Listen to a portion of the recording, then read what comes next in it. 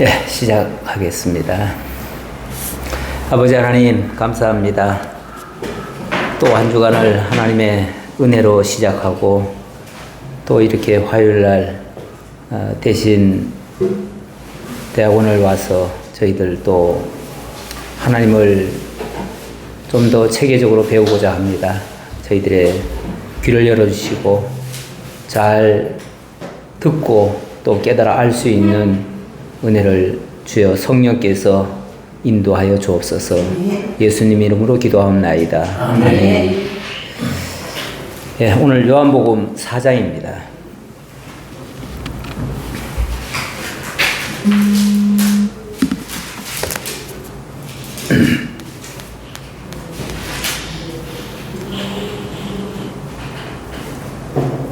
예, 요한복음 4장 1절부터 3절부터 보겠습니다. 3절부터 유대를 떠나사 다시 갈릴리로 가실새 사마리아를 통과하여야 하겠는지라. 사마리아에 있는 수가라 하는 동네에 이르시니 야곱이 그 아들 요셉에게 준 땅이 가깝고 거기 또 야곱의 우물이 있더라. 예수께서 길 가시다가 피곤하여 우물 곁에 그대로 앉으시니 때가 6시쯤 되었더라. 사마리아 여자 한 사람이 물을 기르러 왔음에 예수께서 물을 좀 달라 하시니 이는 제자들이 먹을 것을 사러 그 동네에 들어갔음이러라. 사마리아 여자가 이르되 당신은 유대인으로서 어찌하여 사마리아 여자인 나에게 물을 달라 하나이까 하니 이는 유대인이 사마리아인과 상종하지 아니함일러라. 자, 우리 지금 요한복음을 통해서 1장에서는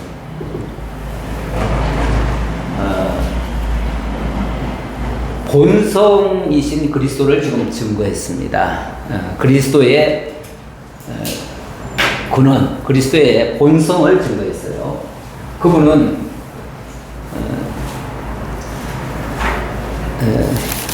태초에 말씀으로 계셨고 그 말씀이 육신을 입고 이 땅에 오셨습니다. 그분은 영원한 생명이셨고 참 빛이었습니다. 그런데 그분이 이 땅에 오셔서 그렇게 영원하신 분이 그러니까 본성이 그리스도이신 예수죠. 본성이 그리스도죠. 그리스도이신 분이 그리스도께서 왜 육신을 입고 이 땅에 오셨는가? 어두움 가운데 빛으로 오셨거든요. 그리고 영접하는 자마다 그 영원한 생명에 참여하게 하려고. 이걸 이제 다른 말로 하면 이제 구속주가 되시려고 오신 거예요. 우리 인간이 근본적으로 하나님께 지음을 받았지만 완전히 타락을 해버렸어요. 그래서 완전히 죽은 상태가 되어버렸어요. 어둠 가운데 묻혀 있었어요. 그래서 영접하는 자, 곧 그 이름을 믿는 자들에게는 하나님의 자녀가 되는 권세를 주시고 그렇게 해서 바로 구속을 하기 위해서 그랬는데 구속을 하기 위해서 오신 분이 2장에 딱 들어가 보니까 뭐가 나오죠? 가나안 혼인잔치가 나오죠. 혼인잔치와 그 다음에 성전에 들어가셔서 성경을 막 들러엎는 사건이 다른 성경은 다 뒷부분에 가 있는데 여기서는 제일 앞에 와 있어요. 제일 앞에 와가지고 그 성전이 결국은 걸려지고 당신이 참 성전 되실 것, 결국 구속주로 오셨는데 그분이 참 성전이 되실 것을 얘기한 거예요. 그리고 그 성전 안에서 진정한 잔치가 이루어지는 거예요. 사실은 뭐 잔치집에 가셔서 포도주 얘기했지만 사람들 다 포도주에만 관심을 갖지만은 사실은 참 성전 되시는 그리스도를 증거하려고 얘기하는 거예요. 그리스도 안에 있을 때 참 성전을 이루고 그 안에서 진정한 평화가 이루어져요. 그게 진정한 구원이에요. 그리고 3장에 와서는 그 니고데모 얘기를 통해서 거듭나야 한다는 얘기가 나오죠. 거듭남. 그리고 세례 얘기가 있습니다. 그러니까 본성이 구속주이시고, 본성이 그리스도이시고, 그리스도께서 하시는 일이 구속 일이에요. 구속을 위해서 이 땅에 당신이 참 성전이 되시겠다는 거예요. 그래서 성전 안에서, 원래 성전이라고 하는 게 어떤 개념이냐 하면은 하나님과 인간이 원래는 만날 수 없는 사이가 되어버렸잖아요. 그런데 이 성전에서 하나님이 만나주시겠다는 거예요. 그 성전은 하나님의 이름이 있는 곳이에요. 하나님의 이름을 거기 두시고 모든 사람이 그 이름 앞에 나오는 거예요. 그래서 거기서 하나님 만나주시겠다는 거예요. 성전은 곧 만남의 장소예요. 만남의 장소인데 만나기 위해서는 반드시 뭐가 필요하냐면 세례가 필요해요. 그냥 못 만나요. 쉽게 말하면은 죄와 사망 가운데 빠져있는 그 죄덩어리가 하나님, 거룩하신 하나님을 바로 만날 수가 없어요. 그러면 만날 수 있는 유일한 방법은 거듭나야 돼요. 그 거듭나는 방식이 뭐냐 하면은 세례를 받아야 돼요. 세례는 곧 옛사람이 죽고 새 사람으로 거듭나는 거예요. 그 세례 방식이, 세례 요한은 물로 세례를 줬지만 이거는 그렇게 해야 된다고 하는 것을 보여주는 하나의 표징 같은 사건이지, 물로 씻는다고 사람이 깨끗해지지 않아요. 그렇죠? 네. 물은 어디까지나 성령으로 거듭나야 된다고 했어요. 그러니까 영으로 나는 것은 영이요. 그렇지 않으면 육이에요, 그냥. 네. 물로 씻어가지고는 거듭나지 않아요. 그래서 성령으로 거듭나야 된다는 것을 얘기를 하고, 그리고 오늘 4장이었어요. 물론 4장도 1절에서는 이렇게 나오지요. 예수께서 제자를 삼고 세례를 베푸시는 것이 요한보다 많다 하면서 세례 얘기가 잠깐 나와요. 요거는 그 앞에 것을 상기시켜 주는 거예요. 상기시켜 주고, 그리고 오늘은 한 사례를 보여주는 거예요. 한 사건을 보여주는 거예요.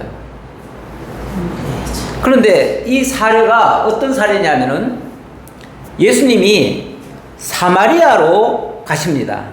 유다를 떠나서 다시 갈릴리로 가시면서 그 중간에 무슨 동네가 있었냐면 사마리아라고 하는 동네가 있어요. 물론 유대인들은 그 사마리아로 다니지 않습니다. 일부러 멀어도 빙빙 돌아다니는데 예수님은 뭐 돌아다닐 거 있냐, 그냥 바로 간다 하고서 딱 가다가 중간에 사마리아를 만난 거예요.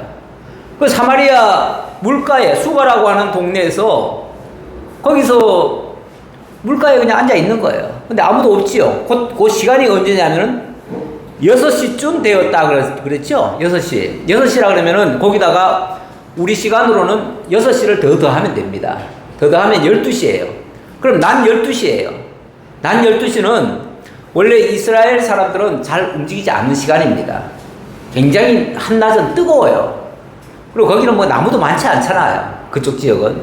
그러니까 한낮에는 대체적으로 그 중동 사람들이 한낮은 그냥 잠잔다고 그래요. 너무 뜨거우니까 그 시간은 활동을 안 해요.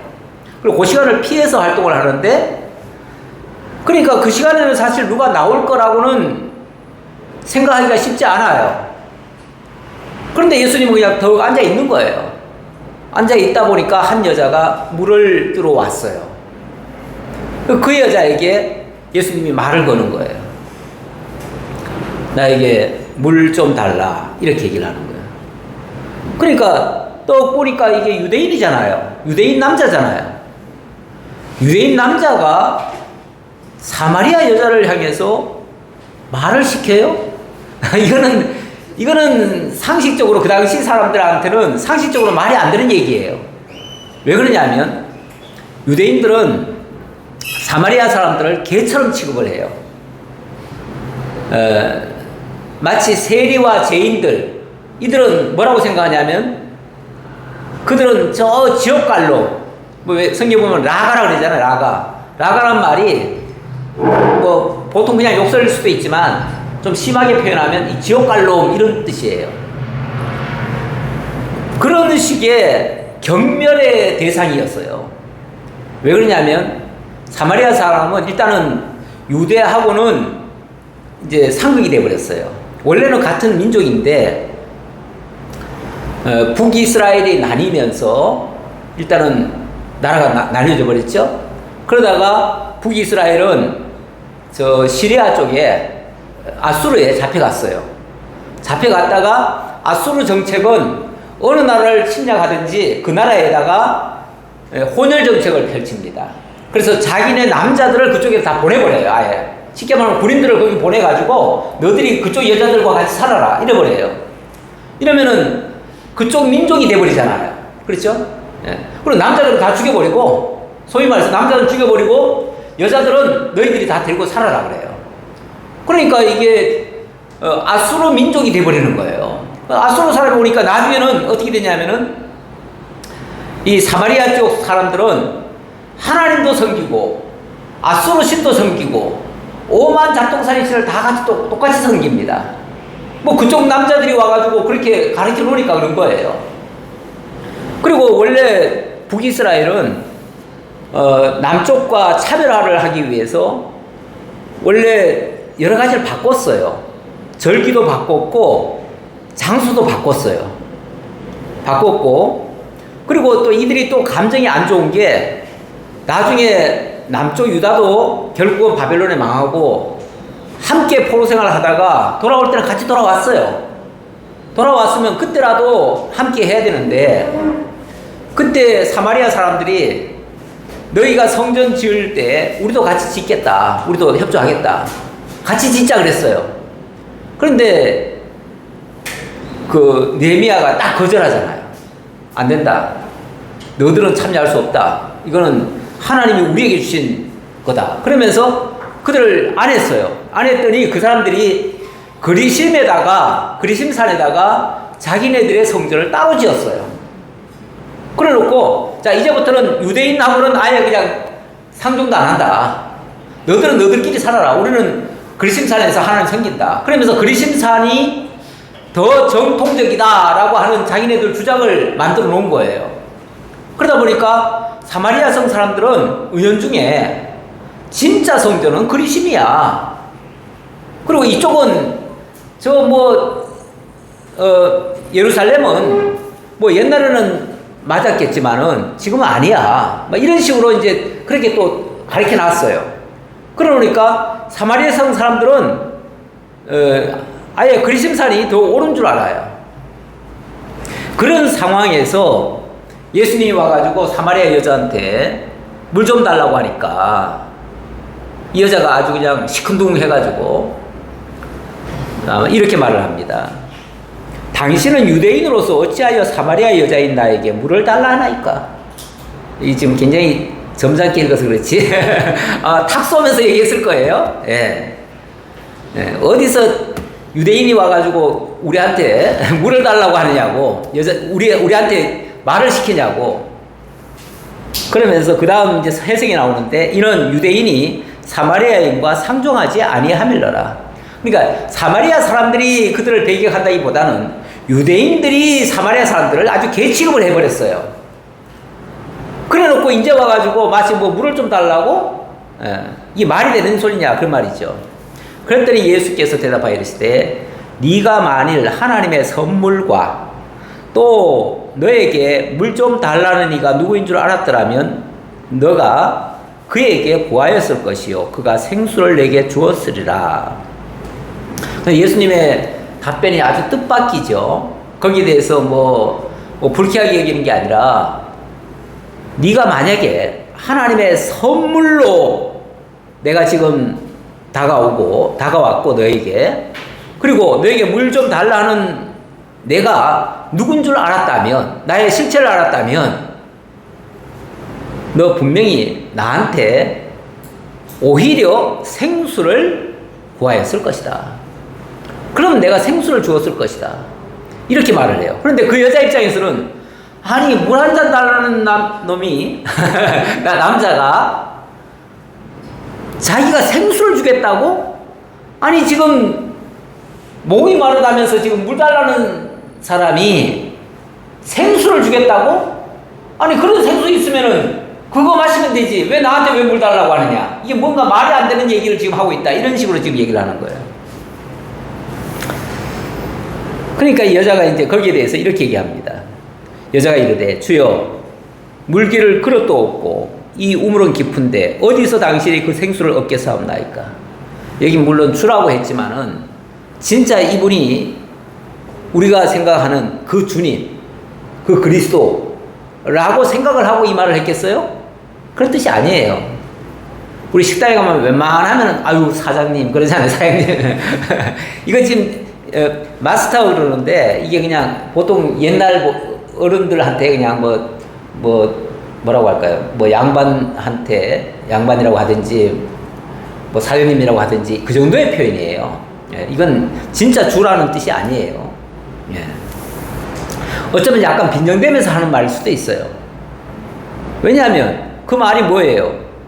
아니 여기 물기를 그릇도 없고 이 우물은 깊은데 만약에 내가 안 떠주면 당신이 어디서 그 생수를 구해다가 나한테 준다는 말입니까? 이 말이 되는 얘기를 합니까? 아, 그렇게 먹을 수 있으면 당신이 떠먹지. 그러니까 생수 그러니까 저 우물물만 생수라고 생각을 하는 거예요. 그렇게 먹을 수 있으면 당신이 떠먹지. 왜 나한테 달라고 합니까? 이렇게 지금 얘기를 하는 거죠. 그러면서 이 우물을 가리켜서 하는 말이 우리 조상 야곱이 하는 거 보니까 우리는 야곱의 자손입니다. 야곱이 바로 이스라엘이잖아요. 우리가 진짜 오리지널 이스라엘 사람입니다. 왜? 사실은 북이스라엘이잖아요. 이름도 그 나라 이름도 북이스라엘이에요. 남쪽은 유대예요. 유대는 유다 지파가 세운 나라라는 뜻이에요. 그렇죠?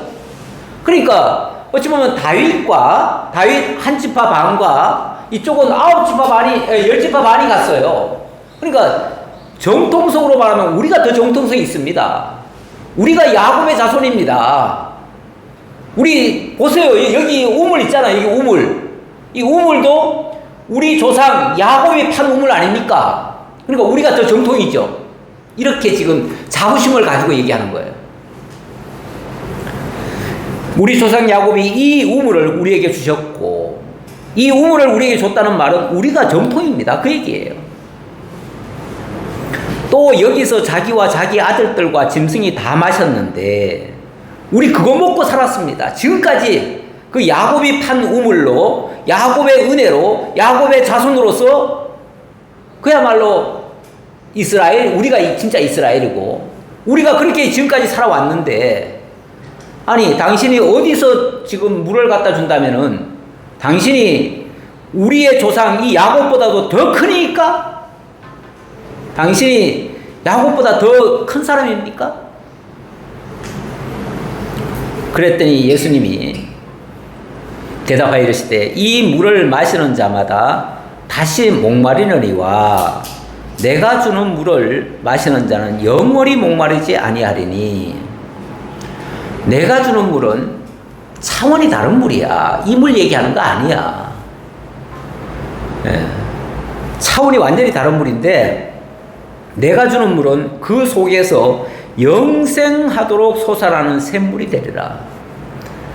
이 우물을 퍼서 마시면은 오늘 먹지만은 내일 또 와서 또 퍼가야 돼.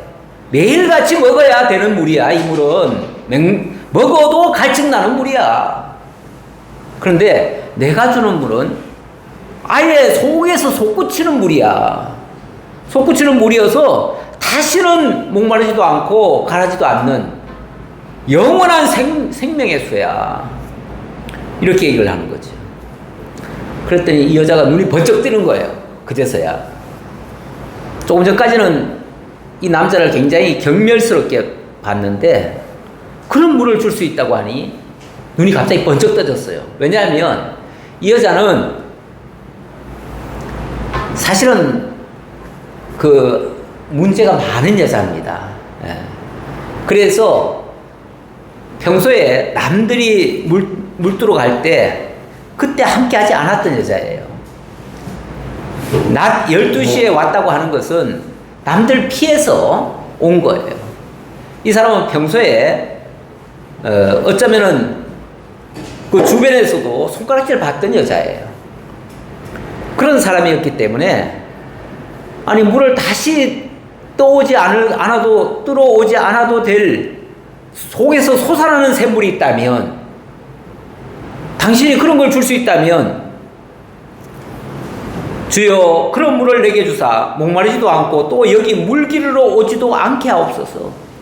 여기 물기르러 올 때마다 그냥 짜증이 나고 힘들었는데 정말 오기 싫었는데 그런 방법이 있다고요? 그런 방법이 있다면은 얼른 알려주세요. 이런 거죠. 그랬더니 이르시되 가서 네 남편을 불러오라. 충격적인 말이에요. 네 남편을 불러오라. 그랬더니 이 여자가 탁 칩니다. 장막을 칩니다. 여자가 대답하여 이르되 나는 남편이 없나이다. 전 남편 없는데요. 남편 없는데 남자하고 같이 살면 더 이상하죠. 이 여자는 소위 말해서 남편 없이 어떤 남자하고 사는 여자예요. 예. 그랬더니 예수께서 이르시되 네가 남편이 없다는 말이 옳도다. 맞다. 너 남편 없지. 남편 없는데 지금 어떤 남자하고 살지. 그 얘기예요. 예. 그러면서 너에게 5 남편이 있었으나 지금 있는 자도 네 남편이 아니니 네 말이 맞다. 이렇게 얘기를 해줘요. 그러니까 이 여자가 참 팔자가 드센 여자예요. 그래가지고 그동안 어떻게 하다 보니까 남편이 5이나 지나갔어요. 그러다 보니까 더 이상 결혼할 수가 없지요. 그러니까 이제는 결혼은 할 수가 없는데 또 남자는 필요하니까.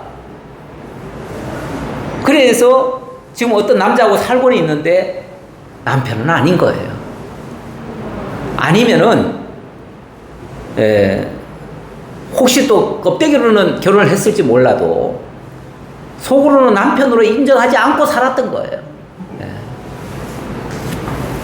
그걸 예수님이 그냥 그대로 다 보고 말씀하신 거예요. 그 내용을 다 얘기해 버린 거예요. 그랬더니 이 여자가 깜짝 놀라면서 맞잖아요. 틀린 게 아니잖아요. 사실이잖아요. 그러니까 이 여자가 이르되 주여 내가 보니 선지자로소이다. 아무래도 당신이 이것까지 다 하는 거 보니까 당신은 선지자군요. 선지자니까 못 보는 것까지 다 알지요. 당신이 선지자군요. 그러면서 자기가 지금까지 의문으로 갖고 있던 그 의문점을 당신이 선지자라고 하니 선지자 같으니 물어봅시다. 네. 우리 목사님 목사라니까 한번 물어봅시다. 그런 책을 쓰셨는데 네. 당신이 선지자라니 이 모든 걸 다 아는 거 보니까 한번 물어봅시다. 그러면서 자기의 궁금증을 얘기하는 거예요. 우리 조상들은 이 산에서 예배해야 했는데 거기가 그리심산이거든요. 우리 조상들은 그리심산에서 예배했는데 당신들의 말은 예배할 곳이 예루살렘에 있다 하더이다. 도대체 뭐가 맞는 말입니까? 뭐가 옳습니까? 라고 했더니 예수께서 이르시되 여자여 내 말을 믿으라. 이 산에서도 말고 예루살렘에서도 말고 너희가 아버지께 예배할 때가 이르리라. 여기서 나를 믿으라고 했는데 믿음, 바로 믿음을 주시는 내용이 되겠습니다. 그러니까 성령으로 거듭나야 되는데 성령으로 거듭나기 위해서는 믿음이라고 하는 게 있어야 된다. 그걸 지금 주시려고 4장에서 하는 말이에요. 참된 믿음, 온전한 믿음, 그 믿음이 어떤 것인가를 지금 들려주려고. 참된 믿음은 참된 예배에서 나오는 거죠. 자, 이걸 지금 설명하려고 지금까지 쭉 끌어온 이야기입니다. 우리가 하나님의 말씀을 가르치는데 덮어놓고 성경 읽어놓고 하나님의 말씀이 이거니까 무조건 믿으시오 그러면은 믿겠습니까? 믿어질 리가 없지요.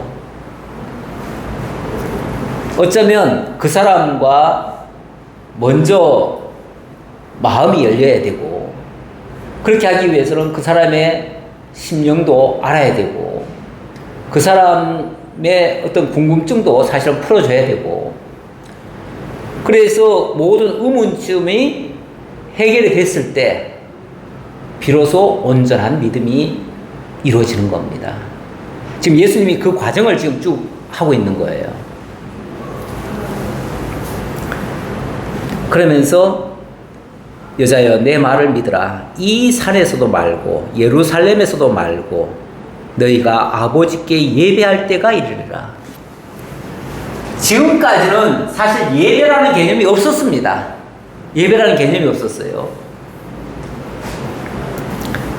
물론 뭐 여기 이 여자의 질문에서 우리가 이 산에서 예배하였는데 라고 했지만은 사실 구약 성도들 개념에서는 뭐 제사라는 개념이 있었지만은 예배라는 개념은 없었어요.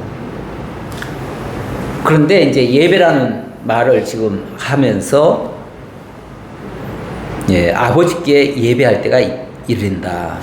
구약의 제사라고 하면 당연히 어디서 제사 드립니까? 성전에서 드리죠. 성전에서 드리는데 구약에서는 이스라엘 사람들은 그리심산을 성전토로 받고 유대는 예루살렘으로 갔는데 예수님이 뭐라고 그러시냐면은 이 산도 아니고 예루살렘도 아니고 아버지께 참된 예배를 드릴 때가 오라니 바로 이때라. 지금부터다. 지금부터는 이제는 더 이상 장소적인 성전이 아니다. 앞에서 이미 예수님께서 성전 얘기를 하셨어요.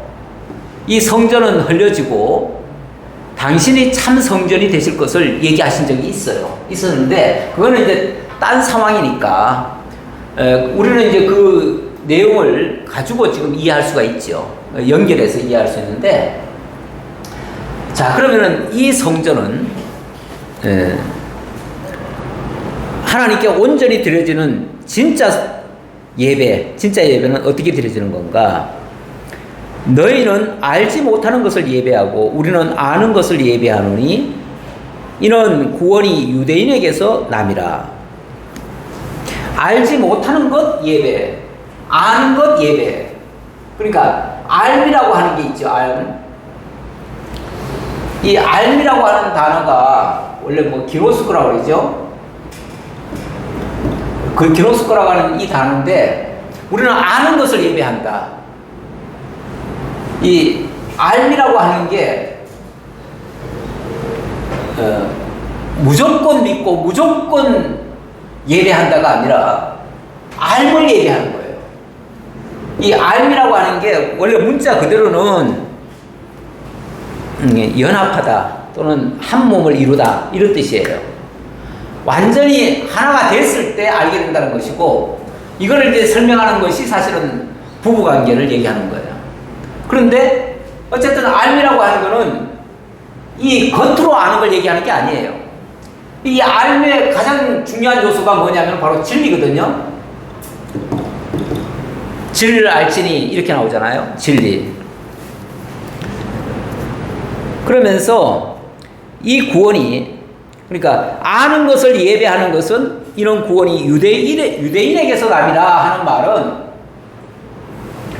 이제 여기에 자칫하면은 이스라엘 사람들, 그러니까 유다 사람들에게서 나와야 맞다 이렇게 오해하기 딱 쉬운데, 그런 표현이기도 한데 사실은 하나님의 언약이 그리스도를 통해서 이 모든 구속의 역사를 이루시려고 하는데 유다의 뿌리에서 나오게 될 것을 예언되어 있죠. 구약에 메시아가 유다의 뿌리로 오실 것을 예언했지요. 그렇기 때문에 유다의 자손 가운데서 메시아가 오시고 그 메시아를 통해서 온전한 예배가 드려진다. 이 얘기를 하는 거예요. 그러면서 아버지께 참되게 예배하는 자들은, 자, 이렇게 해서 결국 메시아가 유다의 자손으로, 그렇죠? 그 출애굽기 49장에 보면 유다의 뿌리에서 메시아가 오실 것을 예언하고 있지요. 바로 그 얘기를 한 것이고요. 그래서 참 메시아가 오시면 그 메시아를 통해서 온전히 하나님 앞에 예배가 드려진다. 그 얘기예요. 예배가 드려지는데 그 예배 요소는 뭐냐면은 아버지께 참되게 예배하는 자들은 영과 진리로 예배할 때가 오나니 곧 이때라. 여기 영과 진리 이렇게 얘기하죠.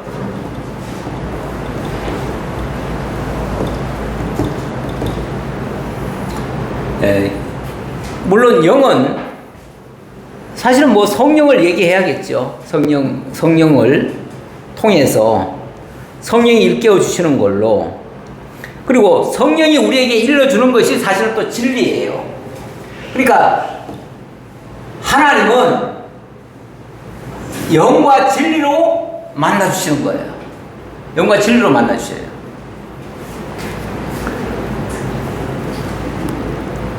그런 의미에서 이제 하나님을 만나는 것은, 자, 성전에서 결국 하나님을 만나는 건데, 이 성전에서 만나는 것은 다른 걸로 만나는 게 아니라 영과 진리로 만나게 되어진다. 물론 여기에는 거듭난 영이 성령의 인도를 따라 진리로 교통하게 되어진다. 그런 의미로도 이해할 수 있죠. 그러면서 여자가 이르되, 자, 여기까지 얘기를 하니까 이거는 분명히 메시아를 얘기하는 것이라고 생각을 한 거죠. 그러니까 이 여자가 상당히 똑똑한 거예요. 행실은 조금 안 좋았는데, 그러나 이런 사람일수록 메시아를 더욱 고대합니다. 왜 그러냐면 육신적으로 굉장히 따돌림 당하고 어찌 보면 다 왕따처럼 살았잖아요. 그런 사람이 세상에 대해서는 소망이 없어요, 크게. 그래서 속히 메시아가 오셨으면 하고 기다렸어요. 왜냐하면 구약 성도들에게 늘 메시아를 하나님이 알려주셨고 그 메시아를 기다리게 하셨거든요. 그러니까 어려운 사람일수록 메시아를 고대합니다. 사실 세상에서 평화롭게 살고 모든 것을 만족하게 사는 사람들은 메시아를 구하지 않아요. 그래서 이 메시아를 구하다가 이런 얘기를 들으니까 이거는 메시아가 오셔서 하실 일이라고 자기도 이해를 했거든요. 그러니까 여자가 이르되 메시아 곧 그리스도라 하는 이가 오실 줄을 내가 아노니, 이렇게 알고 있었다 그 말이죠. 그렇게 알고 있었다. 그가 오시면 모든 것을 우리에게 알려주시리이다. 네, 그렇게 알고 있었기 때문에 아마 그분이 오셔서 여기에 대해서는 제대로 알려줄 것입니다 라고 얘기를 했어요. 그랬더니 예수께서 이르시되 너에게 말하는 내가 그라, 내가 바로 그 메시아라 일컫는 그리스도다, 내가 그리스도다 라고 직설적으로 얘기한 거예요. 그러니까 지금까지는 마치 20곡에 수수께끼 20곡에 넘어오듯이 넘어온 거예요. 그렇죠? 처음 시작 만날 때부터 뜻밖의 만남이잖아요. 뜻밖의 만남. 완전히 의외의 만남이었는데 거기서부터 쭉 하나씩 설명해와가지고 결국은 내가 그리스도다. 그리고 그 여자는 그리스도를 막연하지만은 기다리고 있었던 여자였고요. 자, 이 정도까지 진행이 되고 나니까 이때 제자들이 돌아와서 예수께서 여자와 말씀하시는 것을 이상히 여겼으나 무엇을 구하시나이까? 어찌하여 그와 말씀하시나이까? 묻는 자가 없더라. 근데 아마 처음에는 물 한 잔 달라고부터 시작했는데 물은 줬는지 모르겠어요. 얘기하다가 물도 안 준 것 같아. 그러니까 예수님은 사실은 아무것도 안 먹었어요. 아무것도 안 먹은 거예요. 안 먹었는데 제자들이 보니까 뭐 여자하고 열심히 얘기를 하고 있어. 그래서 저 여자가 뭘 줬나 보다 이렇게 생각했어요. 근데 사실은 뭐 받은 것도 없어. 그런데 이 여자는 그 얘기를 듣고 나서는 갑자기 그냥 물동이를 버려두고 마을로 뛰어들어가 버려요. 왜냐하면 너무 큰 걸 본 거예요. 자기가 상상도 못한 메시아, 그렇게 자기가 고대하고 기대했던 그 메시아, 그 메시아가 진짜 내 앞에 있다고 생각하니까, 우리가 진짜 하늘에서 뭐 황금덩어리가 하나 뚝 떨어졌다고 치든지, 아니면은 어디 밭에 가서 밭을 매다가 갑자기 뭐 그 안에 막 보석이 들어있는 거를 단지를 발견했다든지 이러면 아마 지금 하는 일이 중요하겠습니까? 네. 그 일이 중요한 게 아니에요. 빨리 그것을 어떻게 내 걸로 만들기 위한 그런 다음 순서가 급하지요. 그러니까 모든 걸 버려두고 쫓아가는 거예요. 마치 그런 모습이에요. 엄청난 지금 보화를 발견한 것처럼. 그래서 물동이를 버려두고 동네로 뛰어들어가서 사람들한테 막 외치기 시작하는 거예요. 너무 귀한 거를 내가 찾았다, 이런 뜻이겠죠. 그러면서 내가 행한 모든 일을 내게 말한 사람을 와서 보라, 이는 그리스도가 아니냐 하니 그들이 동네에서 나와 예수께로 오더라.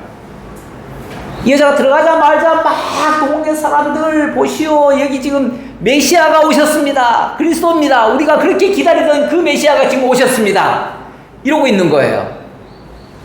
그 여자들이 뭐 동네 사람들이 평소에는 뭐 그 여자를 좋아했는지 싫어했는지, 싫어했다고 봐야겠죠. 근데 좌우간 갑자기 이렇게 외치고 그리스도라고 하니까, 어쨌든 사마리아 사람들은 어쨌든 자기네들이 다 피해의식을 가지고 있는 사람들이에요. 그래서 정말 메시아가 왔으면 좋겠다라고 하는 기대를 가지고 있어요. 그랬는데 메시아가 지금 왔다고 하니까, 지금 저기 메시아가 오셨습니다 그러니까 너나 할 것 없이 막 우르르 몰려서 나오기 시작하는 거예요. 이 상황 속에서 예수님은 사실은 아무것도 안 먹었어요. 지금 아무것도 안 먹었는데 예. 그 사이에 제자들이 청하여 이르되 랍비여 잡수소서. 이제 제자들이 아까 왔었다 그랬잖아요. 근데 여자는 막 후다닥 뛰쳐가 버리고, 제자들이 갑자기 그냥 뛰쳐가 버리니까 자기네들, 아까 처음에 시작이 어떻게 되냐면은 이 사마리아성까지 왔는데 배가 고파요. 사실은 출출한 점심때가 된 거예요. 그럼 점심을 어디선가 준비를 해야 되는데, 준비하려면 마을을 가야 되잖아요. 그래서 쟤네들 보고 너들이 가서 뭐 점심거리라도 하나 좀 가져와라 그랬어요. 그거 가지러 간 사이에 지금 이런 일이 벌어졌거든요. 근데 가지고 와서 뭘 주려고 하니까 여자하고 얘기하는 바람에 못 주고 있었는데, 여자가 뛰쳐가니까 그러면은 예수님, 저희들이 준비해 온 거 이거 잡수세요, 그런 거예요. 그랬더니 이르시되 내게는 너희가 알지 못하는 먹을 양식이 있느니라. 야, 지금 이 밥 먹을 시간 아니야. 너희는 알지 못하지만 나는 지금 엄청나게 많은 것을 지금 먹을 시간이야. 그러니까 이거 먹을 시간 없다 이거죠. 그랬더니 제자들이 말하되 누가 잡수실 것을 갖다 드렸는가? 저 여자가 뭘 갖다 줬나? 그래서 그거 먹고 지금 배불러서 하는 소린가? 이렇게 생각했다고 말이죠. 그랬더니 예수님께서 이르시되 나의 양식은 나를 보내신 이의 뜻을 행하며 그의 일을 온전히 이루는 이것이니라. 내 양식은 뭐 밥 먹고 물 마시고 이런 게 내 양식 아니야. 그게 아니고 나를 보내신 이의 뜻, 바로 하나님이 나를 뭘로 보내셨어요? 구속주로 보냈다고 했잖아요. 이 구속의 일을 하는 것이 내 양식이야. 그 뜻을 이루는 게 내 양식이야. 그러면서 그의 일을 온전히 이루는 이것이니라. 요거 온전히 이루려면 조금 기다려. 조금 있으면은 여자들이 이제 막 몰려 나올 거야. 아마 동네 사람들 다 몰려 나올 거예요. 그때 그 일을 하는 것이 내 양식이야. 그러니까 양식, 그러니까 이 먹는 것만 생각을 하는데 예수님의 하시는 일은 구속 사역이기 때문에 당신이 뭘 먹고 살기 위해서 하는 일이 아니잖아요. 남을 살리기 위해서 하는 일이죠. 남을 살리면 당신은 배불러요. 남에게 풍성히 주면 당신은 배불러요. 당신 양식을 채우신 거예요. 그런 차원에서의 표현이에요. 뭐 쟤네들은 이게 뭐 어안이 벙벙한 소리예요. 이게 무슨 소리야? 뭘 먹어서 배부르다는 뜻이야? 아니면 다른 게 또 뭐 갖다 줘가지고 별도로 따로 먹을 게 있다는 거야? 뭐 이런 식의 생각을 한 거예요. 근데 자꾸 먹는 것만 생각하는데 예수님은 하나님의 일을 하는 것이 내 양식이야. 나는 그 일을 하러 왔지 내가 밥 먹으러 온 사람 아니야. 이 땅에. 그런 얘기죠. 그러면서 너희는 넉 달이 지나야 추수할 때가 이르겠다 하지 아니하느냐. 요 말은 시기적으로 이때는 아직 추수철이 아니에요. 추수철이 아니면은 솔직히 먹을 게 아무것도 없어요. 우리가 가끔은 이게 배가 고프면요 들판에서 아무거나도 따먹을 수가 있어요. 정 안 되면 보리라도 덜 익었지만은 그런 거 비벼서라도 먹어요. 우리 시골에서는 그렇게 또 살았잖아요. 그런데 추수 때는 아직 넉 달이 남았어요. 그러면 이 시점으로 말하자면 먹을 게 아무것도 없다는 얘기예요. 아무것도 없는 상황에서 예수님이 마치 배부른 것처럼 얘기를 하시니까 의아하다 그런 뜻으로 하는 말이에요. 그러면서 그러나 나는 너희에게 이르노니 너희 눈을 들어 밭을 보라. 희어져 추수하게 되었도다. 저 밭을 보라. 곡식들이 지금 다 익어가지고 고개를 숙이고 있다. 이제 곧 추수를 해야 되겠다. 이렇게 말을 하는 거예요. 그게 지금 보입니까? 제 아들 눈에? 아무것도 없는데 뭘 지금 배부르다고 하시고 또는 추수할 때라고 지금 얘기를 하시는가? 추수하려면 아직 넉 달이 남았는데 전혀 그 상황은 진짜 이게 영의 눈으로 보지 않고는 볼 수 없는 얘기를 하고 있어요, 지금. 그러면서 거두는 자가 이미 싹도 받고 영생에 이르는 열매를 모으나니 이는 뿌리는 자와 거두는 자가 함께 즐거워하게 하려 함이라. 그런데 이제 조금 있으면은 거두는 자가 그 추수를 할 것이다.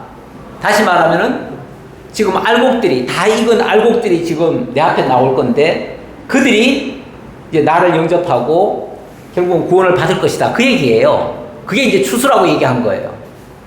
그런데 물론 제자들은 뭐 의아한 얘기지만은 예수님의 의도는 그런 얘기예요. 그런데 거기에 지금 이미 거두는 자가 싹도 받고 영생에 이르는 열매를 지금 모을 준비 다 돼 있다. 다 돼 있는데 여기에 뿌리는 자와 거두는 자가 함께 즐거워하게 하려 함이라 하면서 그런즉 한 사람이 심고 다른 사람이 거둔다 하는 말이 옳도다.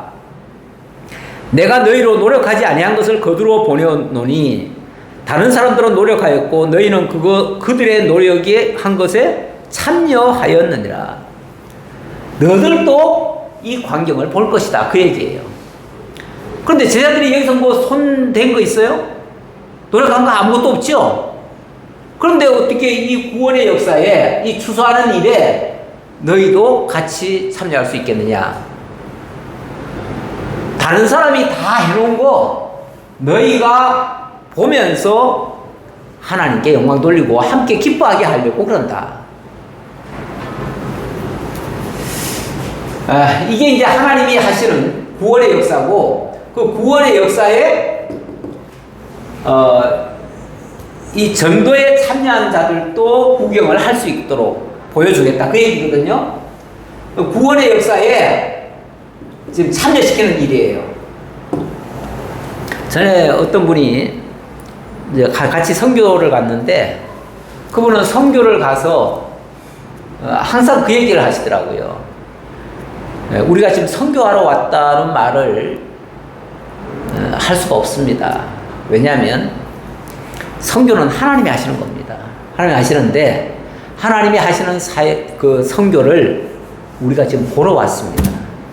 그래서 하나님이 어떻게 선교하시는지 우리는 그걸 보고 함께 기뻐하고 함께 찬양하면 우리가 족합니다. 그러니까 여기서 많은 기대하지 말고 하나님이 어떻게 선교하시는지 그걸 보는 게 우리의 지금 역할입니다. 그런 얘기를 하더라고요. 저는 맞는 말이라고 봐요. 여기서 나온 말일 수도 있어요. 예수님께서 당신이 지금 어찌 보면 씨를 뿌린 거예요. 그 여자를 통해서 씨를 뿌렸고 그 씨가 지금 마을에 들어가가지고 모든 사람들 마음밭에 지금 심겨져 버렸어요. 그리고 그들이 지금 그게 열매가 맺어가지고 지금 예수님 앞으로 달려와요. 그래 잠시 후면은 그들이 다 구원에 참여할 거예요. 거기에 제자들은 옆에서 구경하는 거예요. 구경하면서 아 하나님이 이렇게 구원하시는군요 라는 걸 보고 하나님 찬양하게 만든다 그 얘기예요. 자, 그 뜻이고요. 여자의 말이 내가 행한 모든 것을 그가 내게 말하였다 증언하므로 그 동네 중에 많은 사마리아인이 예수를 믿은지라. 이렇게 해서 자세한 설명에는 없지만은 결과는 그렇게 됐다 그 말이죠. 그렇게 해서 거기서 그 여자 말을 듣고 예수께로 나온 많은 사람들이 아 진짜 이분이 그리스도시군요. 그 과정 이야기가 또 많겠죠. 많을 텐데 그건 다 생략하고 어쨌든 그들이 그렇게 해서 예수가 그리스도이심을 믿었다. 자, 그렇게 믿고 나니까 사마리아인들이 예수께 와서 자기들과 함께 유하시기를 청하니 거기서 이틀을 유하심에 예수의 말씀으로 말미암아 믿는 자가 더욱 많아 그 여자에게 말하되. 그래서 그들이 너무 기뻐서 예수님을 우리하고 좀 더 이야기 나누고 우리한테 좀 더 진리를 알려주세요 해가지고 이틀을 머무시면서 그들에게 집중적으로 말씀을 가르친 거예요. 말씀으로 말미암아 그랬죠. 말씀으로 말미암아 예수의 말씀으로 말미암아 믿는 자가 더욱 많아졌다. 그래서 그 마을이 완전히 예수를 다 그리스도로 믿는 그런 마을이 됐다. 그게 풍성한 수확이에요. 그 수확을 지금 거둔 거예요. 거기에 그들을 지금 믿음으로 나오게 만든 거잖아요. 그렇죠? 믿음으로 나오게 해서 하나님 앞에 예배하게. 예배한다는 말이 예배한다 그러니까 뭐 이상하게 또 생각하시는 분들이 있는데 그 문자 그대로는 엎드려 절한다는 뜻이에요. 하나님 앞에 엎드려서 주여 말씀하옵소서 듣겠나이다. 그런 심령에게 주의 말씀이 들려오는 거예요. 그러니까 이 엎드린다는 자체가 뭐냐면 나의 모든 것을 다 내려놓고 전폭적으로 그분을 의지한다는 얘기거든요. 그래서 말씀하옵소서 종이 듣겠나이다 이런 자세인데 그러한 자에게 주의 말씀이 그대로 꽂히는 거죠. 그 진리의 말씀이 그 중생한 영에게 진리의 말씀이 들어가니까 하나님 앞에 믿음으로 고백하게 되는 거죠. 믿음으로 나오게 되는 거죠. 그래서 영과 진리로 예배하는 그 모습이 지금 이렇게 나타난 거예요. 그래서 믿는 자가 더욱 많아졌다. 그 여자에게 말하되 이제 우리가 믿는 것은 네 말로 인함이 아니니 우리가 친히 듣고 그가 참으로 세상의 구주신 줄 알미라 하였더라. 자, 여기도 이제 알미라는 말이 또 나왔는데 그 동네 사람들이 처음에는 그 여자 말 듣고 나왔어요. 그런데 예수의 말씀을 듣고 나니까 여자의 말을 들었을 때는 그냥 메시아가 왔다는 정도만 들었지 진짜 그가 메시아인지 진짜 우리가 하나님 앞에 어떻게 서야 되는지 이것까지 몰랐거든요. 몰랐는데 예수님으로부터 직접 이 진리의 말씀을 듣고 나니까 확실하게 깨달아졌다는 말이죠. 확실하게 깨달아져서 그래서 하나님을 믿게 되고 또 이 예수가 바로 이 세상의 구주신 줄을 알게 되었다. 진짜 우리의 구주이심을 우리를 구속하시고 우리의 왕이 되어 주실 것을 알게 됐다. 그런 얘기죠. 이렇게 해서 일단은 믿음으로 그리스도와 연합이 되어진다는 것을 지금 설명하는 거예요. 앞에서 성전 얘기했고 성령으로, 결국 성령이 진리의 말씀으로 그리스도와 하나 되게 만드는 거예요. 그게 영과 진리로 예배하는 것이고요. 자, 43절. 이틀이 지남에 예수께서 거기를 떠나 갈릴리로 가시며 친히 증언하시기를 선지자가 고향에서는 높임을 받지 못한다 하시고, 참 이것도 의아해요. 인간적인 생각으로는 세상의 정치인들 같으면은 다 자기 고향에서 인정받아요. 그렇죠? 딴 데서는 싫어해도 자기 고향 사람들은 다 인정하잖아요. 근데 이 선지자들은, 예로부터 선지자들은 자기 고향에서 제일 핍박당하고 죽는 경우도 많습니다.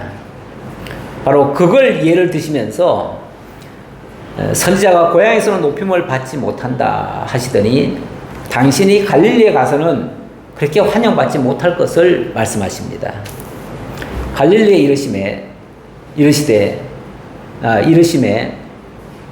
갈릴리인들이 그를 영접하니 이는 자기들도 명절에 갔다가 예수께서 명절 중 예루살렘에서 하신 모든 일을 보았음이더라. 이제 본 사람들은 예수를 영접했다, 그런 뜻이고요. 물론 일부는 영접하겠죠. 그러나 전반적으로는 영접하지 않고요. 나중에 보면 예수를 죽이려고 하죠. 마을에서 끌어다가 낭떠러지에 갔다가 밀어 넣으려고도 하고 이런 일도 있었어요. 예수께서 다시 갈릴리 가나에 이르시니 전에 물로 포도주를 만드신 곳이라. 왕의 신하가 있어 그의 아들이 가버나움에서 병들었더니 그가 예수께서 유대로부터 갈릴리에 오셨다는 것을 듣고 가서 청하되 내려오소서 내 아들의 병을 고쳐주소서 하니 그가 거의 죽게 되었습니다. 지난번 가나에서 있었던 그 혼인과 당신이 참 성전 되실 걸 가르쳐준 사건이 있었는데 그걸 다시 한번 상기시키면서 자, 이런 일도 있었다라고 알려줍니다. 예수께서 이르시되 너희는 표적과 기사를 보지 못하면 도무지 믿지 아니하리라. 또 믿음 얘기가 나오는데 표적과 기사가 아니면은 안 믿는구나. 이제 이런 차원에서 한 말이에요. 예. 그러면서 신하가 이르되 주여 내 아이가 죽기 전에 내려오소서. 예수께서 이르시되 가라 네 아들이 살아있다 하시니 그 사람이 예수께서 하신 말씀을 믿고 갔더니 이 사람은 왕의 신하는 예수님 보고 그렇게 주문했었죠. 내 아들 병을 좀 고쳐주세요. 그런데 죽기 전에 좀 와주십시오. 이랬어요. 죽기 전에. 그런데 예수님은 그냥 가라. 가라. 그러면서 네 아들이 살아있다. 안 죽는다. 그 말이죠. 안 죽는다. 가라. 그러니까 그 말씀 믿고 내려갔는데 내려가는 길에서 그 종들이 오다가 만나서 아이가 살아있다 하거늘 그 낫기 시작한 때를 물은 즉 굳이 이걸 또 예수님이 결국은 살렸다는 것을 증거하려고 언제부터 괜찮아졌느냐고 하니까 자기가 예수님하고 얘기할 때 그때 나았다는 거예요. 그래서 어제 7시에 열기가 떨어졌나이다 하는지라 그의 아버지가 예수께서 내 아들이 살아있다 말씀하신 그때인 줄 알고 자기와 그 온 집안이 다 믿으니라. 이 사람도 결국 믿음으로 믿는데 뭘로 믿는 거예요? 이 말씀을 믿는 거죠. 말씀이고 아까 예배는 영과 진리로 드려지는 것이라고 그랬는데 결국은 이 진리는 하나님의 말씀으로 지금 선포되는 것이고 그 말씀을 믿는 것이 믿고 하나님 앞에 엎드리는 그 자세가 진정한 예배다. 뭐 이런 식으로 정리할 수 있겠습니다. 이것은 예수께서 유대에서 갈릴리로 오신 후에 행하신 두 번째 표적이니라. 물론 아까 믿음 이런 표적이 아니고서는 믿지 않는다라는 말씀을 하시긴 했지만은 결국은 표적을 보여주어서 믿게 하신 거죠. 그러니까 이 표적을 구하는 자들에게 예수님이 표적 안 보여줄 거야 이러시는 분이 아니고요. 그렇게 믿고자 하는 자에게는 그런 믿음, 그런 모습을 보여주셔요. 예. 그러니까 어떤 면에서 내 믿은 대로 될지어다라는 말씀도 있는데 하나님이 일러주시고 예수님이 일러주시고 그렇게 믿으면 믿는 그대로 되어지게 하시는 역사. 어쨌든 이거는 이제 말씀을 믿은 결과가 이렇게 나타난 거죠. 그래서 오늘 주된 내용은 예배 정의를 내리는데 예배는 믿음으로 되는 것이고 그것이 우리가 성령을 통해서 하나님과 그리스도와 연합하는 그런 원리를 설명하기 위한 그런 내용으로 이해할 수 있겠습니다. 네, 기도하겠습니다. 감사합니다, 하나님. 오늘도 예수께서 참 그리스도이심을 밝히 증명해 주시고 온전한 믿음을 통해서 진리의 말씀으로 거듭나고 또 그리스도와 함께 연합해서 영원한 생명의 구원을 받게 된다는 사실을 일깨워 주셔서 감사합니다. 언제나 말씀을 쫓는 저희 모두가 되게 하옵시고 또 말씀으로 승리하는 저희 모두가 되게 하옵소서. 예수님 이름으로 기도하옵나이다. 아멘.